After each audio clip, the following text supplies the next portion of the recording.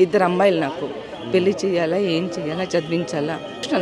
1 year నుంచి నిద్రలేదండి. ఇప్పుడు మా ఇళ్ళని కూలగొట్టడానికి ట్రై చేశాను. ఫస్ట్ రేవంత్ రెడ్డి ఇళ్ళని కూలగొట్టు, తర్వాత మా ఇంటి దగ్గర రా.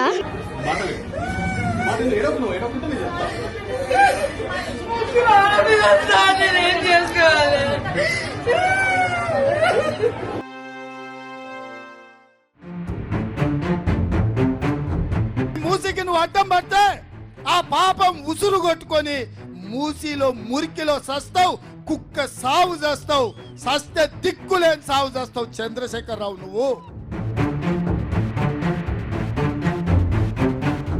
మురుగునీటిని క్లీన్ చేసి నదిని క్లీన్గా చేస్తామన్న వాళ్ళు ఎందుకు అపార్ట్మెంట్ల మీద పడతా ఉన్నారు?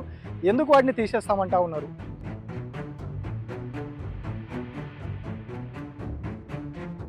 సో ఇప్పుడు ప్రభుత్వం మూసి ప్రక్షాళన చేయాలనుకుంటుందా, రియల్ ఎస్టేట్ దందా చేయాలనుకుంటుందా?